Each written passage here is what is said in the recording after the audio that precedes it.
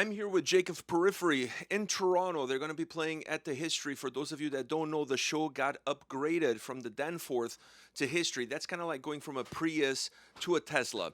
So, how things going for you so far on this really short little East Coast tour? Really good. We started kind of scaling back our touring a little bit so we could do some more meaningful stuff rather than doing like quality over quantity, and on this tour, I'm opening the show as well as playing in Periphery. So this is like the first time I've ever done that. So there was a lot of prep that went into just doing 8 shows. It felt like prepping for like a much longer tour, but the shows are going great.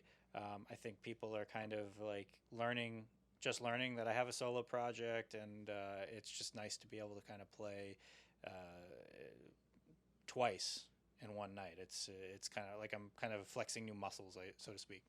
Is that only possible because the tour is a little bit short? Like, if you guys were doing 3 weeks or 4 weeks, would you still be able to do both shows? I probably could make it happen. I probably wouldn't say no, but it would probably be a lot harder. So who asked who? Did you ask the guys, or did the guys approach you about adding your solo project as part of the tour package? They like kind of would always joke about it, and then one day my manager we have a weekly band call where we kind of catch up on stuff, and he's like, Jake, I want to see if you want to do this. Is this something you want to do? And I'm like, sure. I didn't even think about it. I just said sure, without even like knowing like what I'd do or what I'd play or how I'd play it. So yeah, so I had to figure all that stuff out, and I did. How was that for you, putting the set list for your own solo stuff? Like, how much, once you had the go ahead, okay, we're doing this, what was your next step, figuring out the songs? Yeah, it's tough because like my stuff's pretty like slow and sort of atmospheric and moody, and it can't always be that. So I actually had a slightly different set list, and then at the 11th hour, probably like a week or two before we left for this tour, I changed it up, added a completely new song that no one has heard before, and brought back a really old song. And I felt like this was a little bit more balanced than kind of the set list I had before. So I don't know, like I don't have too much material to choose from. I have 2 albums and an EP. So I basically just picked my favorite songs or like what I would show somebody if they asked to hear my music, and that's kind of what I did to base the set list on. How's the reception from the fans been, seeing you come up on stage right at the get go? Maybe thinking, well, aren't they the headliners? And then they see you coming out. How's everything been from that standpoint? I always come out and make a joke, and I just say, "Hey guys, I'm opening for myself today," and it's good. Like I think a lot of people don't quite know what to make of it. There's a lot of talking going on during my set and everything, but that's okay because that's kind of like what this music would be like in any sort of setting where it's like I'd be playing in a lounge or like someplace that's more like just kind of like vibe music. And there are some people already know the music, and I see them singing along, and there are a couple songs with vocals, but yeah, generally a lot of people don't know about it and they're just finding out about it, so I think they're a little confused. But I always make sure to thank everyone for giving it a shot because it's definitely like not, especially if you're a metal listener, you don't tend to listen to chill stuff. So I try to be understanding of that, and hopefully this opens some minds. I'm one of those that, by the way, didn't know you had a solo project. So the question I have for you is, you've been hiding it. Like, why aren't more people aware of the two records in the EP that you've released already? It's my own fault. Like I'm not good at promoting myself. I kind of ignore social media a lot of the time because I feel like social media gives me a lot of anxiety. If I post, it's because I feel like I have to rather than wanting to.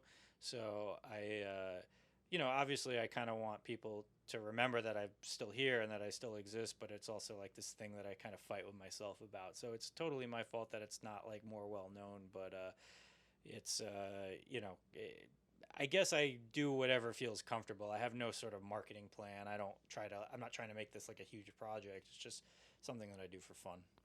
Are the headliners treating you well? Oh, they better. Yeah. Considering you're one of the guys, they I better treat you well. I know where they sleep. So the Periphery show, you guys are really just a couple of East Coast tour dates. You guys toured back last year at the end of last year. Now you're doing these tour dates. Are these the dates that you guys couldn't hit up on that previous tour, or did you just feel like there was enough demand out there for you guys to hit the road again and play these small shows? Yeah, so like I mentioned earlier, we try to scale back our touring a little bit, so we make the impact, make it more impactful, make it, because like we we know that people are very particular about like going to shows and where they'll spend their dollar and stuff, and if they see like a lineup and they don't like it, they'll just say, "Oh, I'll just go to the next one." We don't do that. When we go out, you better catch us because we'll only be out for a few dates, and then it's back to writing music and kind of doing another album. And I think that this is just like, if you look at it as one whole tour, like we did we did certain regions in the United States in October, November, and then this is kind of like the the the fleshed out version of the tour. Is just, these are the rest of the dates that we would have done if we did them all like in one tour. So we just try to break it up because we all have things going on at home. Matt has a son. Everybody has significant others. Like we're all like over 40, so we're trying to spend more time at home. We love touring and it's fun, and you'll hear us make fun of it and kind of disparage touring, but it's only because we like to make fun of ourselves. But it actually is a lot of fun. The shows have been great. In that the last tour we did last year, that was really special because we did 2 nights in every city, except for the beginning and the last date. That was like just a single show. But in between, we did back-to-back nights, and each night was a completely different set list. And that was something we've never tried before, because generally we like to play and kind of get one set really, really tight, so we're playing it the best we can and people are getting the best show possible. With that format, we had to make sure that we were playing both sets that are completely different as good as we can every night, and that meant that we didn't get to play the first set on the second night, so we would have a whole day of not playing it, and then there might be a day off. So there were some days on that tour where we'd play a set and then we wouldn't play that same set for another 2 days. So for us, that's the music is so demanding and complicated for us that it's hard for us to kind of give that or do the music justice if we're not playing it every night. But it worked, and we put in a lot of pre-production, and we practiced for like a week and a half before the tour started, which generally we don't do. We'll get together for a couple days and get the set list down and then go out. But for this one, we spent a lot of time getting it going. This one that we're doing currently is tracks from both of those set lists, kind of condensed into one night. Is it better for the fans when you have that setup where maybe everybody goes home happy at the end of the day, because you kind of get you can technically get everything you want if you're attending both nights? Because I feel sometimes fans come to a show, even though you guys do a wonderful job putting a set list together, you can't make everybody happy. There's always going to be somebody that wants to hear something that they didn't hear. Oh, totally. I mean, if we don't go to their town, they're upset about it, or like Or Brazil. yeah, or Brazil.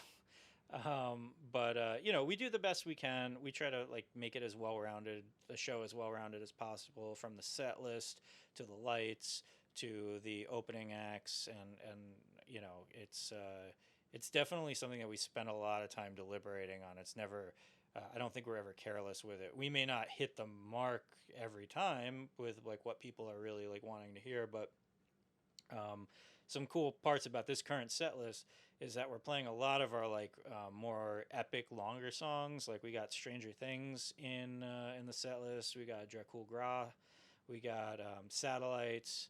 And a bunch of other ones, but those are kind of like really, really epic songs for us, and to be able to play all of those in one set list, I think, is a really fun and good move. When you guys are just getting the tour started and you're playing some of these songs, it's been a long time since you've played them. Do you ever think about it when you're on stage that, man, why did I write this song? Because now I'm paying for it because I'm really struggling, or there's a specific part that while sounding amazing, like it really gives you some gray hairs. Oh, totally. I mean, that's the whole night for me. I mean, the other guys have everyone has a different take, but for me, it's like every riff is hard, and it's kind of like I always have to front load a lot of my practicing getting ready for the tour. But yeah, sometimes I'm up there and I'm like, why can't I just play rock music, please help me? Just some ACDC, like it would be things a lot easier. I mentioned earlier in our conversation that this tour, this specific stop here, got upgraded. When you guys found out about that, how does that make you feel? I mean, the Danforth is not a small venue, and you guys got upgraded to History, which is obviously a much larger venue, a brand new venue in Toronto. It must have felt good.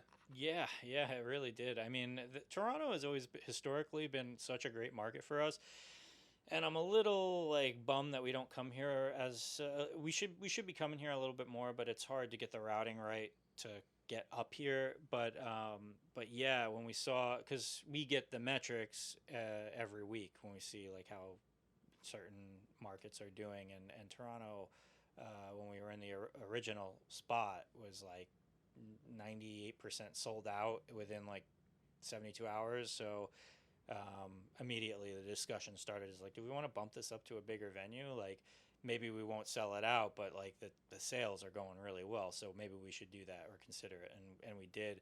And I've never heard of this venue. And when I showed up today and just kind of got to look around, I'm like, this is a nice venue. Like I wish all venues could be this nice. This is like I said, it's like going from a Prius to a Tesla. I mean, it is really a nice venue with nice setup. The backstage is really done properly. The whole venue is really magnificent. It opened during the pandemic, so it's fairly new, if you will. Not many bands play here, so you guys are one of the lucky ones that get to play here. And when you're looking at those metrics, how deep do you go? Do you look at like merch sales? Do you look at ticket sales? Like how much into the weeds do you get when you're on tour looking at the numbers?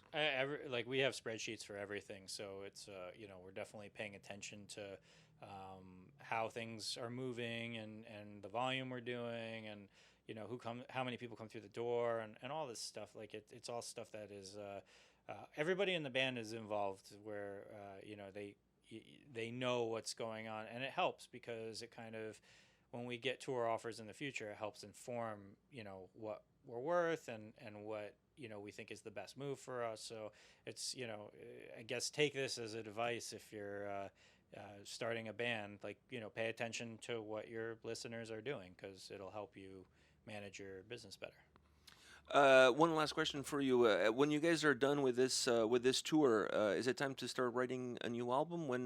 When can we see some light at the end of the tunnel, even if it's a very thin light? Definitely not a train, but like a good kind of light. The good light.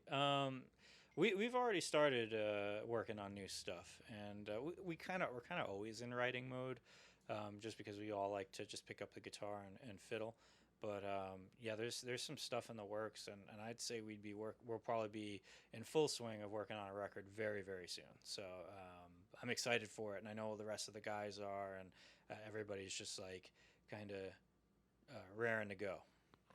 You're a true gentleman. Gentleman, see what I did there? Gentleman. With a D. With a D. Yeah, so thank you very much for your time, man. I really appreciate it. It was nice talking to you again.